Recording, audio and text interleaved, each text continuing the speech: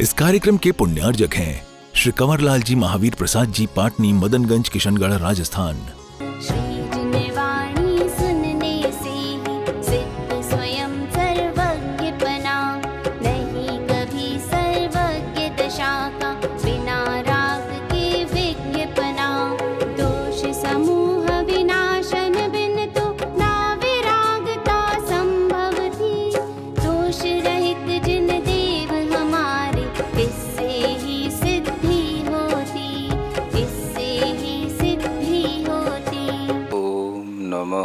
सिद्धेभ्यः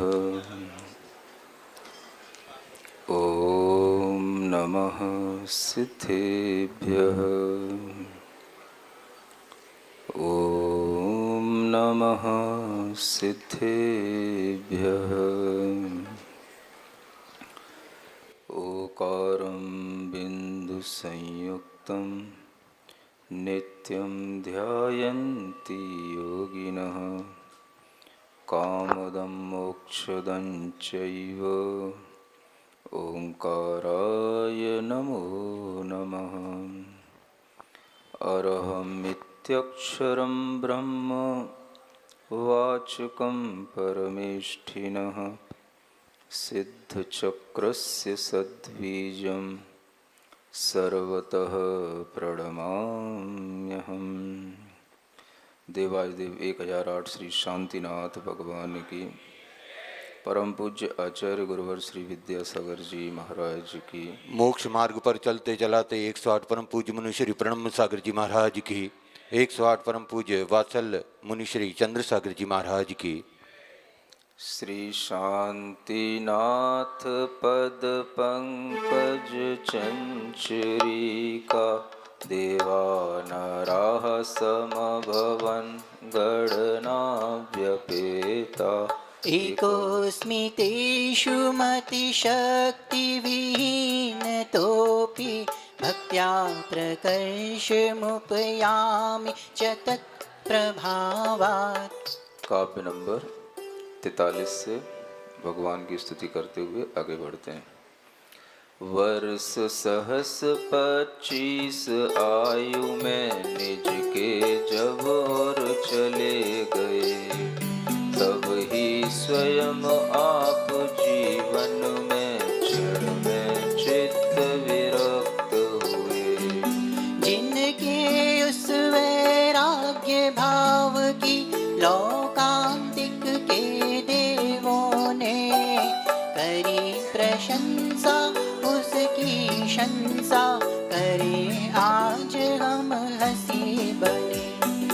छायिक निर्मल सम्यक दर्शन ज्ञान सहित आत्म वृत्ति, राग युक्त रह कर फिर क्षण में बन जाती विराग वृत्ति। नित्य विभासित जग एक क्षण में, अन्य समय में क्षण भंगुर, विविध रूप स्वाभाविक वृत्ति में कैसे दिखता अंतर। एक क्षण में जो वनिता रुचि थी, अन्य हुई वह फिर क्षण। एक क्षण में जो ममता मति थी, हुई अन्यथा वह इस क्षण। एक क्षण में भव वैतरणी से मुक्ति का भाव हुआ, श्रद्धा से बढ़कर आत्म में आत्मबोध का भाव रहा। कहीं दौड़ती थी जो बुद्धि भोग अधिक रति पाने में, वही दौड़ती है मति उल्टी तीव्र विराग सजाने में। इसीलिए शिव पुरुषार्थ में गति प्रयत्न से कही गई, मोक्ष काल से माना जिनने उन्मति जिन मत दूर हुई। वर्धन के कारण हेतु वैभव लक्ष्मी को, छोड़ सहज आराधन करते सौख्य भरित निज लक्ष्मी को।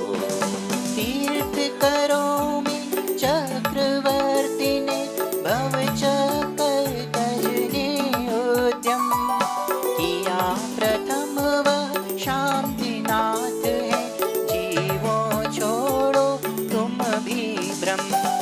तभी किया स्वधर्म देव ने, फिर प्रभु का दीक्षा अभिषेक, मानो पाप शत्रु के नाशन, जिन दीक्षा ही साधन एक। केशों का लुंचन निज कर से, पंचमुष्टि से करके ही, सामायिक चारित्र विशुद्धि सर्वाधिक पा करके ही। शांतिनाथ भगवान की, यह शांतिनाथ भगवान की स्तुति में आज हम जिस पड़ाव पर पहुँचे हैं वह प्रभु की दीक्षा का प्रसंग है। जिस समय पर प्रभु ने यह विचार किया कि मेरी आयु के 75,000 वर्ष चले गए, चक्रवर्ती बनकर के भी हमने 25,000 वर्ष और गुजार दिए, इस तरह का विचार जब उन्हें उत्पन्न हुआ और उस स्थिति में जो उन्होंने अपने अतीत को देखा, तो उन्हें शायद लगा कि हमने कुछ गलती कर दी, जो हमें करना चाहिए था वो हम नहीं कर पाए, और जो हमें नहीं करना चाहिए था हम शायद उसी में मगन रहे। आप भगवान तीर्थंकर की भी इस तरह की मनोवृत्ति से ये समझ सकते हैं कि हर व्यक्ति के जीवन में इस तरह की स्थितियां बनती हैं कि वह अपने जीवन में किसी क्षण कभी ना कभी ये जरूर विचार करता है कि हमने अपने पिछले समय में कुछ गलतियां की,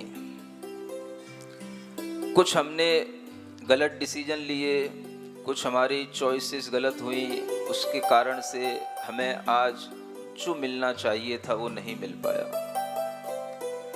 ऐसा विचार हर एक व्यक्ति कर सकता है और हर एक व्यक्ति के जीवन में वो टाइम आता है जब वह सोच पाता है कि अगर हम इस जीवन को इस तरीकों से न खोते तो शायद हम आज कुछ और होते।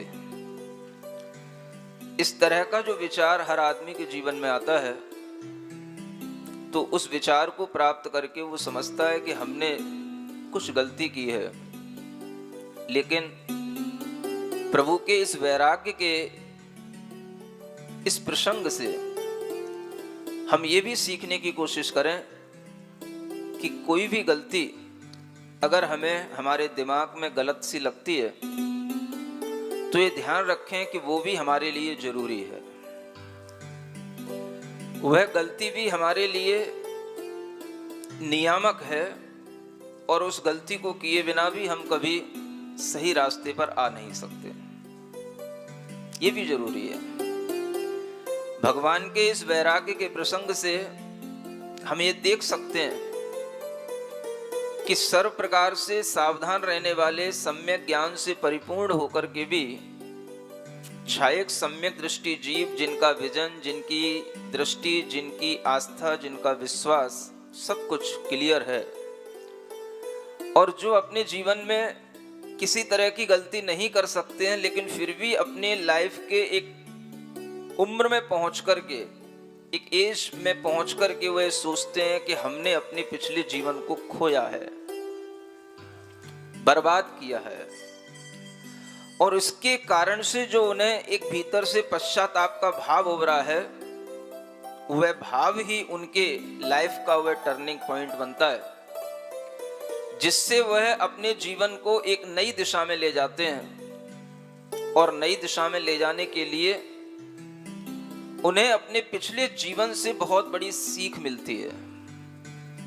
यह कहना चाह रहा हूं उन लोगों के लिए जो ये सोचते हैं कि हमने अपने जीवन में बहुत गलतियां की हैं, हमारा जीवन व्यर्थ निकल गया है, हमने अपने जीवन में जो कुछ भी किया है वह हमें नहीं करना चाहिए था, हम ऐसा नहीं कर पाए, हम ऐसा कर सकते थे लेकिन हम ऐसा नहीं कर पाए। इस तरह के जो विचार अगर आपके जीवन में कभी आए तो आप सोचना यह क्षण आपके जीवन का सबसे बढ़िया क्षण है और वह विचार आपके जीवन का सबसे उत्तम विचार है जिस क्षण आप अपने आप को इस तरह से महसूस कर रहे हैं कि हमें यह नहीं करना चाहिए था, हमने ये कर लिया।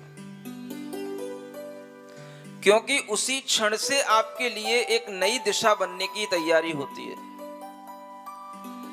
अगर आपके जीवन में इस तरह की कोई अवेयरनेस आती है और आप उस स्टेज पर खड़े होकर के, उस स्थिति में खड़े होकर के आप उस समय पर अगर कुछ सोचते हैं और ये विचार करते हैं कि हमने अपने पिछले जीवन में जो किया वो ठीक नहीं था, और ये बात अगर आपके विचार में भीतर की भावों की गहराई से आ रही है, तो निश्चित मान के चलना आपका अगला जीवन अच्छा हो जाएगा, आप अच्छी राह पर चल पड़ेंगे।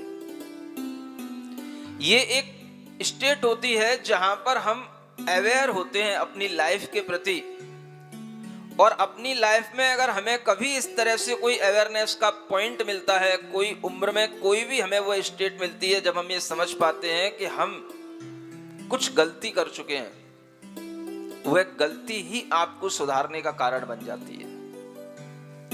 हर तीर्थंकर के लिए ये जरूरी होता है कि वो ये गलती करेंगे। वो सम्यक ज्ञानी होते हुए भी ये गलती करते हैं। आप लोग तो सामान्य जीव होते हैं, फिर गलती कर जाएं तो कोई बड़ी बात नहीं है। इसलिए गलती को स्वीकार करते हुए, गलती को समझते हुए ये महसूस करना कि हमने गलती की है, यह आदमी की सबसे बड़ी समझदारी मानी जाती है। और ऐसा समझदार आदमी अगर बनने लग जाए तो उसे अपने रास्ते आगे के बिल्कुल क्लियर हो जाए। वह आदमी जीवन में जो नया करना चाहता है वो कर लेगा। अगर उसे ये लगे कि हमने पिछले टाइम में जो किया है वो ठीक नहीं हुआ, अब हमें कुछ अच्छा करना है, कुछ नया करना है, हमारी आदतें कुछ खराब थी, हमारे पीछे जो स्थितियां थी, परिस्थितियां थी वो विपरीत थी, इसलिए हम ये नहीं कर पाए, हमें ऐसा डिसीजन लेना पड़ा। अगर आप इस तरह भी कभी सोचते हैं तो समझना ये आपके जीवन का सबसे अच्छा क्षण है जब आप अपनी लाइफ को एक अलग ऊंचाइयों पर ले जाने के लिए सोच रहे हैं। और जो आपके जीवन में पीछे घटित हुआ है यही आपके लिए एक बहुत बड़ी एनर्जी का काम करेगा। जो आपके पास्ट टाइम में आपके लिए गुजरा है, आप टोटली उस समय पर अपने आप को नेगेटिव फील ना करें। आप ये ना सोचें कि हमने ये गलती की है तो हम ये गलती करते ही रहेंगे। इन तीर्थंकर की तरह विचार करें कि हमसे अगर भूल हो गई है, हम अगर भोगों में लिप्त हो गए हैं तो हमारे लिए ये उचित नहीं था। और अगले ही क्षण जैसे ही हमारे अंदर ये दूसरा विचार आएगा तो उस विचार के माध्यम से हमारा जीवन, फिर जो हमने गलतियां की हैं उससे जो हमें शक्ति मिली है, उससे जो हमारे अंदर एनर्जी बनी है, उतनी ही एनर्जी से फिर हम विपरीत दिशा में और अच्छे ढंग से आगे बढ़ेंगे। और यहीं से आदमी की रियल ग्रोथ, रियल प्रोग्रेस शुरू होती है। जिंदगी की यह प्रोग्रेस जो एक ऊर्ध्वगामी गति कहलाती है, इस प्रोग्रेस के माध्यम से ही आदमी कुछ बनता है। जिस क्षण वह ये खड़ा होकर के सोच लेता है कि हमें ये नहीं करना चाहिए था और हमें ये करना है, आदमी के जीवन का सबसे बड़ा उन्नति का क्षण वही होता है जब वह इस तरह का अपने मन में विचार करता है। ये सावधानी, ये अवेयरनेस जब हम भगवान के अंदर देखते हैं तो तुरंत ही वो अपने डिसीजन चेंज कर देते हैं। उनके सामने बहुत बड़ा राज्य होता है, भोग वैभव होता है, सब कुछ हो जाता है, लेकिन फिर भी वो अपने डिसीजन को तुरंत बदल देते हैं। नहीं, जो हमने किया था वो हमसे गलत हो गया, अब हमें दूसरे रास्ते पर चलना है। और उस रास्ते पर चलने के लिए उन्हें जितनी ताकत की जरूरत पड़ती है वो ताकत उनका पिछला टाइम बनता है। आप देखें, उनके जीवन का एक बहुत बड़ा हिस्सा इस भोग संपदा के बीच में रहते हुए गुजरा। 1,00,000 वर्ष की आयु में 75,000 वर्ष उन्होंने घर में रह करके सुख संपदाओं के बीच में गुजारे। इंद्रों के द्वारा दिए गए भोग वैभव विलासिताओं में रह करके गुजारे। और जिस क्षण उनके अंदर ये अवेयरनेस का एक भाव आया, जिस क्षण उनके अंदर ये भाव आया कि ये हमारे लिए गलत हो गया, बस वही क्षण उनके लिए वैराग्य का क्षण बन गया। और उसी क्षण देवों ने आकर के उनकी स्तुति कर डाली। लौकांतिक देव उनके पास आ गए और कहने लगे, आपने बहुत अच्छा विचार किया, समझदारी इसी में है।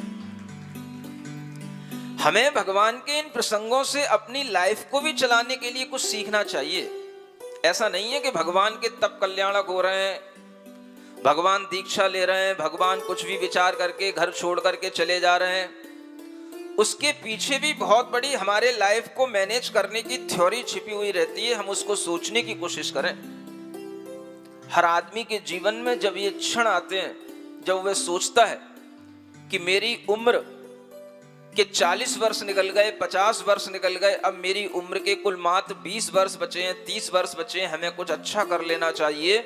समझ लेना चाहिए उस आदमी को कि यह उसके जीवन का सबसे बड़ा सुंदर क्षण है जब वह विचार कर रहा है। और वह भी अपने आप को उन तीर्थंकर की तरह देखे कि जब ये विचार हमारे जीवन में आ जाए तो अब हम उस लाइन पर चल पड़े, हम वह कार्य कर लें जिसके बारे में हम सोचते रहे और कभी कभी गाफिल होकर के हम सोच भी ना पाए।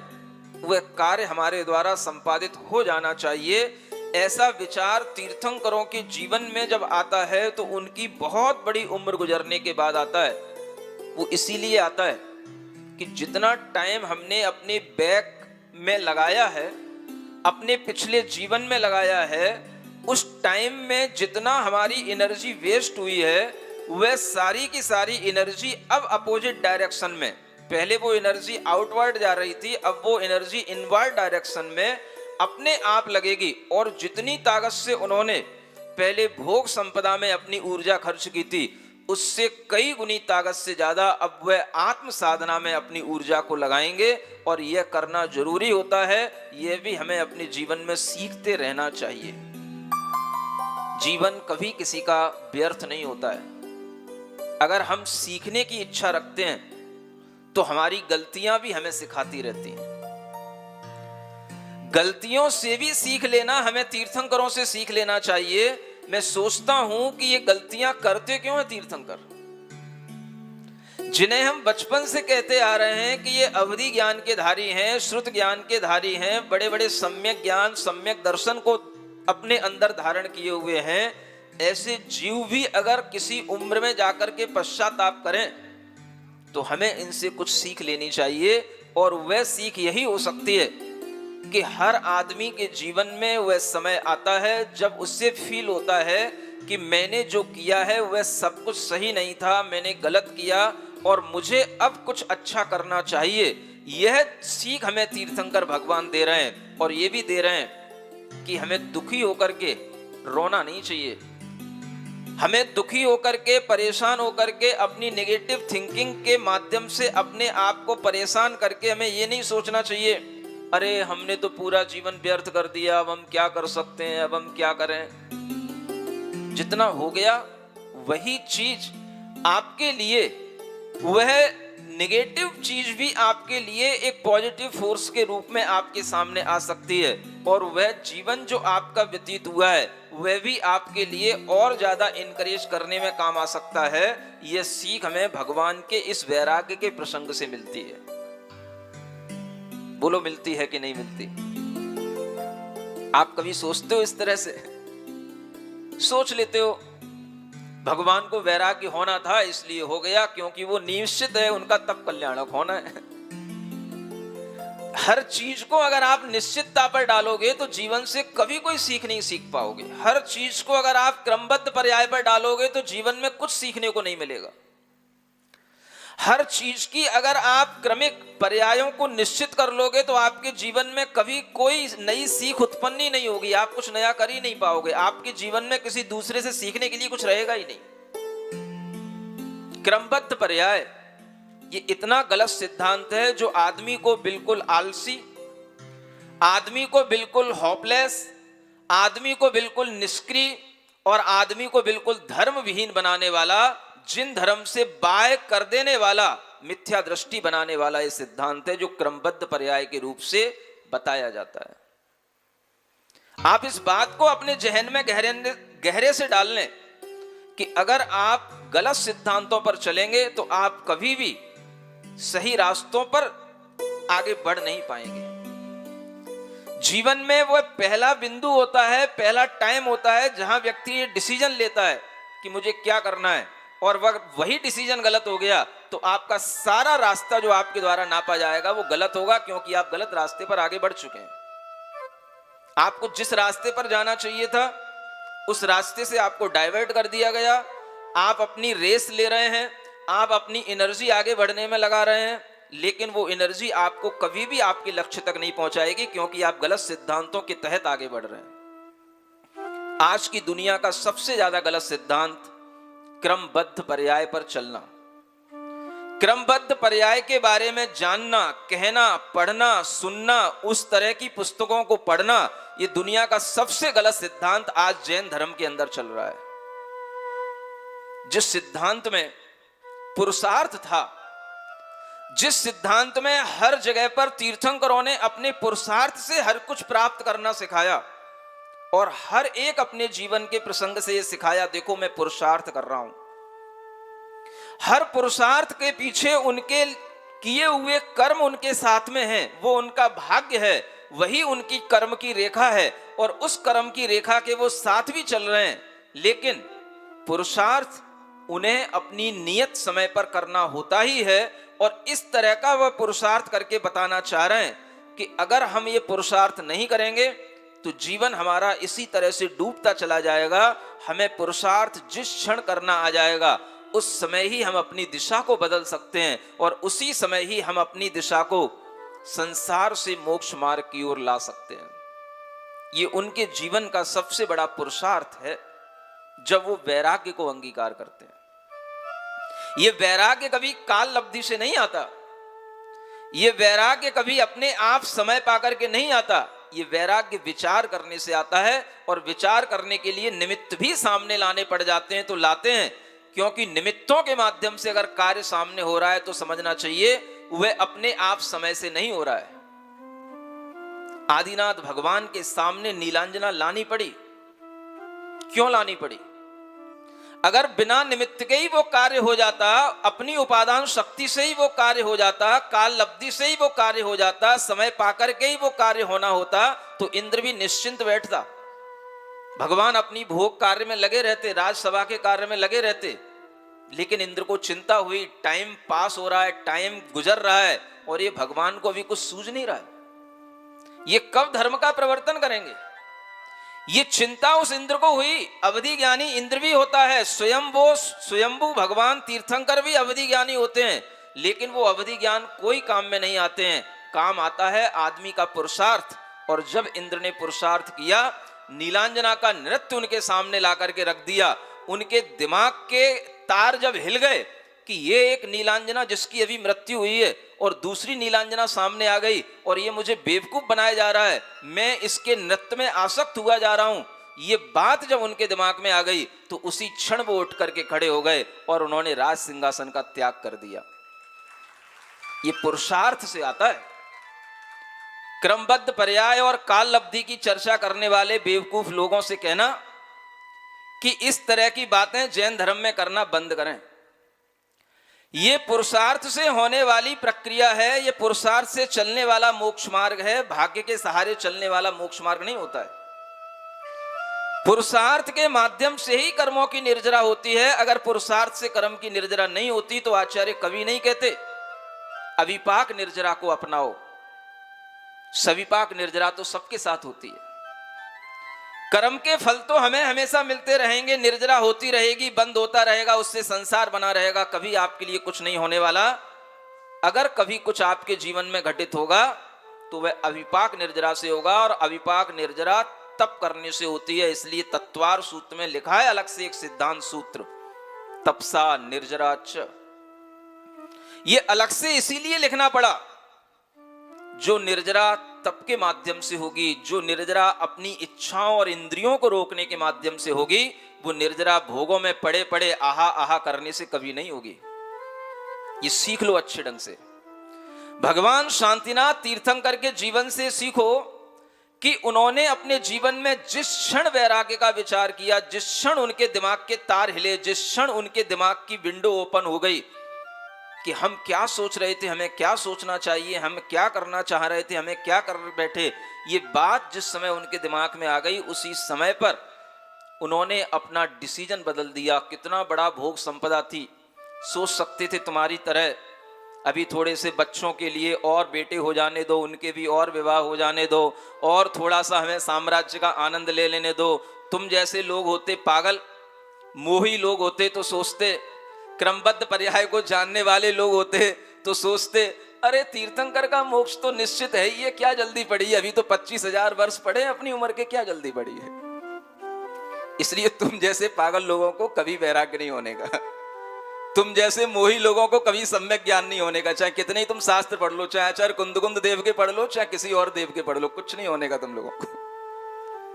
ये बात हमें बताती है कि भगवान के लिए क्रमबद्ध पर्याय से कुछ नहीं हो रहा है, वो अपने विचार से चल रहे हैं। अगर उनके विचार में क्रमबद्ध पर्याय होती, उनके विचार में निश्चितता होती, उनके विचार में काल लब्धि होती, तो वो सोचते मोक्ष तो जाना है, जीवन के अंत में चले जाएंगे, 1000 वर्ष पहले सही, 100 वर्ष पहले सही दीक्षा ले लेंगे, क्या फर्क पड़ रहा है। नहीं समझ में आ रहा। लेकिन ये विचार तुम जैसे लोगों के अंदर तो आ सकता है, जो अपने आप में बिल्कुल अज्ञानी होकर के भी अपने आप को ज्ञानी समझते हो। लेकिन जो वास्तव में सम्यक ज्ञानी होते हैं, उनके अंदर बहाने नहीं होते हैं। वो जो करते हैं सही समय पर सही ढंग से करते हैं। दुनिया में जितने भी लोग ज्ञान पढ़ पढ़ करके ज्ञान बांट रहे हैं और बहाने बना बना करके अपना जीवन खराब कर रहे हैं, उनका सारा ज्ञान मिथ्या ज्ञान है, और वो सब ज्ञान यूं ही व्यर्थ हो रहा है। ज्ञानी आदमी कभी बहाने नहीं बनाता, ज्ञानी आदमी कभी काल लब्धि और क्रमबद्ध पर्याय के चक्करों में नहीं पड़ता।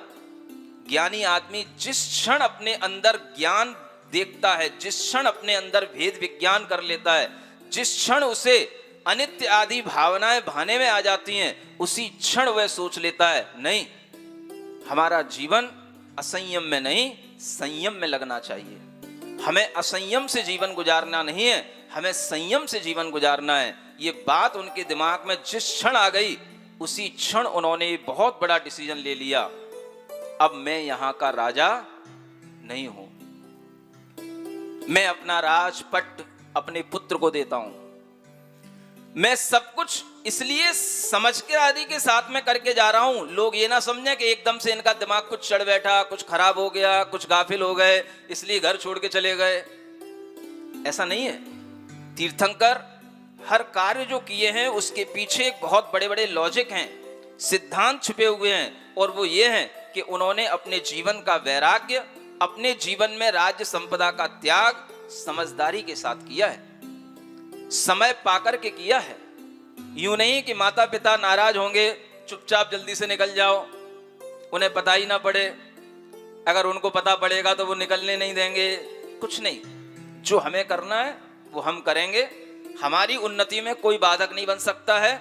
हमारे लिए अगर डिसीजन हो चुका है कि ये हमारे लिए उचित है, तो मैं कहता हूं दुनिया की कोई ताकत आपको नहीं रोक सकती। अगर आपने सोच लिया है हमें ये करना है, तो आप कर सकते हैं। ये बात हमें तीर्थंकरों से सीखनी चाहिए। कितना बड़ा हमें लाइफ मैनेजमेंट के फंडे सिखा रहे हैं तीर्थंकर भगवान। हम बहाने बनाते हैं, हम अकेले हैं अपने घर में, हमारी अभी माँ परेशान है, हमारे घर में बिजनेस नहीं चल रहा है, हमारे पिताजी की तबीयत ठीक नहीं है, हमारी बहन का विवाह नहीं हुआ है, हमारे लिए ये हो रहा है वो हो रहा है। These all are excuses. इन सब बहानों से कुछ नहीं होने का। तीर्थंकर भगवान को जिस समय पर वैराग्य होता है, कोई बहाना नहीं बनाते वे, और बहाना बनाता ही नहीं ज्ञानी आदमी। अगर वो बहाना बनाते तो सबसे पहले उनकी दृष्टि में कितना अच्छा बहाना था। चरम शरीरी हैं, उन्हें भी पता है। तीर्थंकर प्रकृति का बंद हो चुका है और तीर्थंकर नियम से उसी भव से मोक्ष जाते हैं, ये उन्हें भी पता है। माता भी समझा सकती थी, वो खुद भी समझ सकते थे, कह सकते थे जल्दी क्या पड़ी है, मोक्ष ही तो जाना है, केवल ज्ञान प्राप्त करना है, कर लेना। जीवन के अंत में 100 वर्ष पहले कर लेना, अभी तो 25,000 वर्ष की आयु पड़ी हुई है। ऐसे लोग भी समझाते, और जो समझाते और उनसे समझ जाते तो वो लोग कभी सम्यक ज्ञानी नहीं कहलाते। ये सम्यक ज्ञान कहलाता है। सीख लो अच्छे ढंग से, तुम लोग भी सुन रहे हो कि नहीं? बोलते नहीं हो जब मैं बोलता हूं तो सुन रहे हो कि नहीं? सम्यक ज्ञान में बहाने नहीं होते, सम्यक ज्ञान में काल लब्धि के और क्रमबद्ध पर्याय के बहाने भी नहीं होते।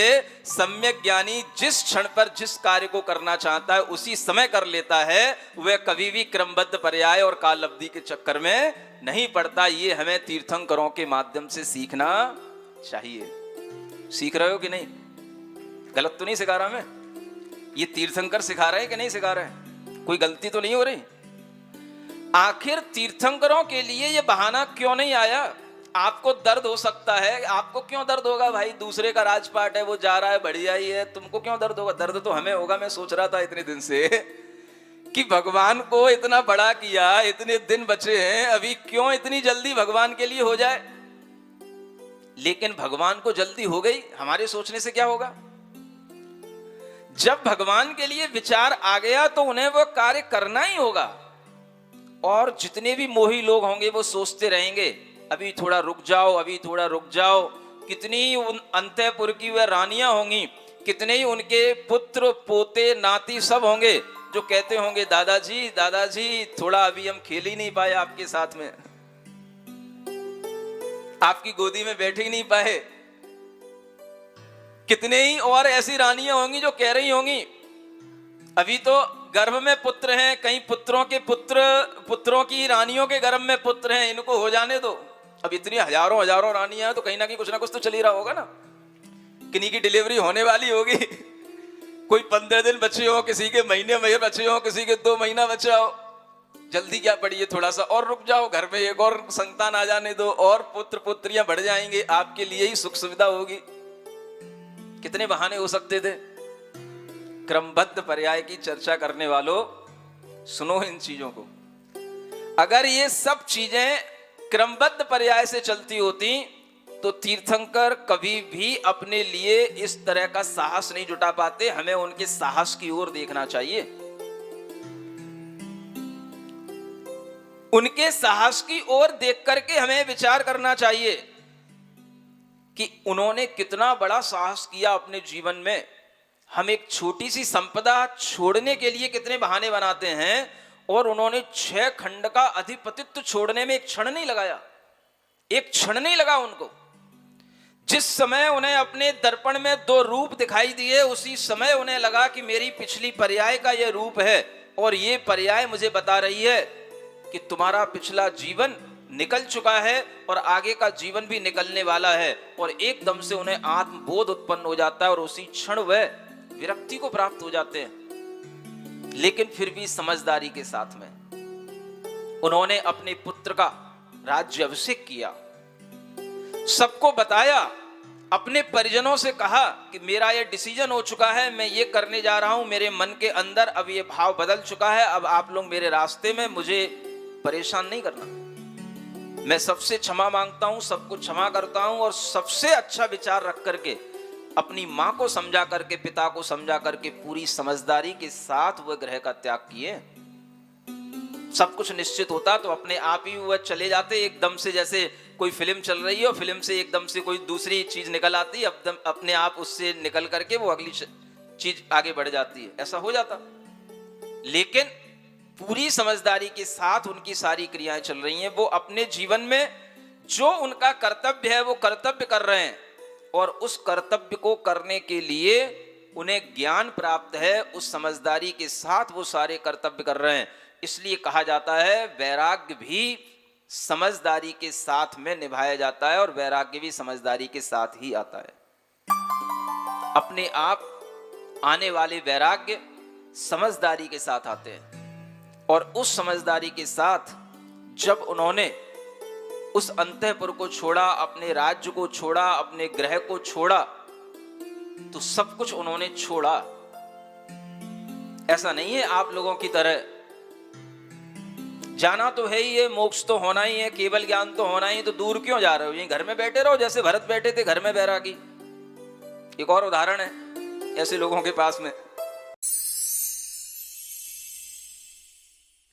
सिरिजिणवाणी जग कल्याणी जग जन मदतम मोहरी जनमण हारी गढ़हर हारी जम जरा भव रोग हरी तिथ्य राणम दिव्य झुणिम जो पढ़ई सुणई मय्ये धारई राणम सौख मणंतम धैर्य सासद मोक्ष पदम पावई सासद मोक्ष पदम पावई। इस कार्यक्रम के पुण्यार्जक थे श्री कंवरलाल जी महावीर प्रसाद जी, पाटनी, मदनगंज, किशनगढ़, राजस्थान।